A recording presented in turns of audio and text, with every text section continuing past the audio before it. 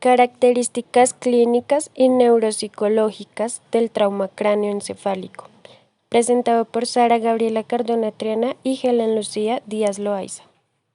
Los traumatismos de cráneo o cráneoencefálicos son lesiones físicas producidas por una fuerza externa sobre el tejido cerebral que alteran de forma temporal o permanente la función cerebral.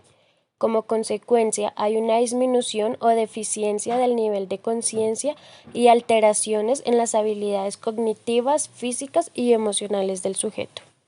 Entre las causas de este traumatismo se incluyen los accidentes automovilísticos y otras causas relacionadas con los medios de transporte, como lo son los accidentes en bicicleta o colisiones con peatones. También se incluyen los asaltos, las actividades deportivas y las caídas, especialmente en adultos mayores y niños pequeños. La mayoría de los pacientes con un traumatismo pierden el conocimiento, en general segundos o minutos. Cuando las lesiones son menores, algunos solo sufren confusión o amnesia, que suele ser retrógrada y resulta en la pérdida de memoria de un periodo entre segundos y unas pocas horas antes de la lesión.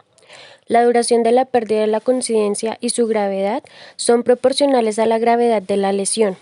Los niños pueden volverse irritables. Algunos enfermos sufren convulsiones a menudo en la primera hora o durante el primer día.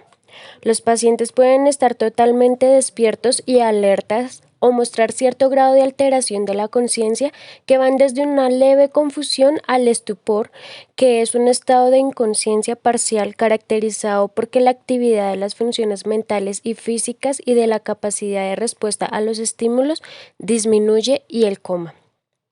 El aumento de la presión intracraneal a veces provoca vómitos, hipertensión y depresión respiratorias. La función del nervio facial puede deteriorarse inmediatamente o después de varios días. Algunos pacientes que tienen un hematoma epidural pierden la conciencia, luego tienen un intervalo transitorio de lucidez y después un deterioro neurológico gradual. Esto es acompañado de una cefalia creciente y la disminución del nivel de conciencia. Por otro lado, los pacientes con un hematoma subdural suele causarles la pérdida inmediata de la conciencia, acompañado también de un déficit neurológico focal como es la hemiparesia, que se refiere a la disminución de la fuerza motora o parálisis parcial que afecta un brazo o una pierna del mismo lado del cuerpo, una disminución progresiva de la conciencia o ambas.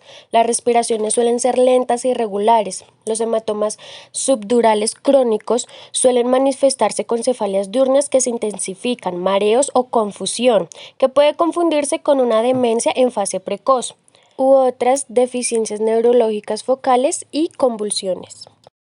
La fractura del cráneo puede ocasionar la pérdida del líquido cefalorraquídeo por la nariz o el oído, sangre detrás de la membrana timpánica o en el conducto auditivo externo si la membrana timpánica se ha roto, equimosis detrás del oído o en el área periorbitaria, conocido como los ojos de mapache, la pérdida del sentido del olfato y del oído. Los síntomas a largo plazo puede que la amnesia persista y también puede ser retrógrada o anterógrada. El síndrome de posconmoción puede observarse tras una conmoción grave. Incluye cefalias persistentes, vértigo, cansancio, dificultad para concentrarse, amnesia variable, depresión, apatía y ansiedad. También acompañado de cambios del comportamiento, la habilidad emocional, trastornos del sueño y puede que la función intelectual disminuya. Un porcentaje pequeño de pacientes aparecen con convulsiones tardías, mayores a 7 días después del traumatismo, pero incluso pueden ser semanas o años después. También se producen alteraciones motoras como lo son los trastornos en la marcha o el equilibrio, la ataxia y las pérdidas sensitivas.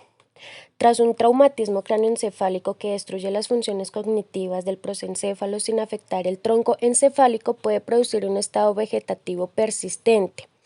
No está la capacidad de mantener una actividad mental consciente, aunque los reflejos autónomos y motores y los ciclos normales de vigilia del sueño están conservados. Las alteraciones psiquiátricas y cognitivas probablemente constituyen los problemas de salud más difíciles a la hora de reintegrar a los pacientes luego del trauma cráneoencefálico. Las consecuencias neuropsicológicas del trauma cráneoencefálico son psicosociales y de personalidad, generando alteraciones.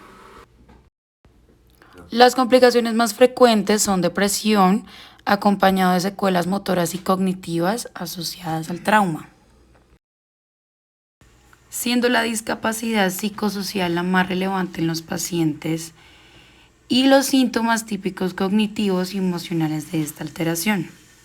Relacionado con este se encuentra el lóbulo cerebral izquierdo, principalmente los ganglios basales y la corteza prefrontal dorsolateral.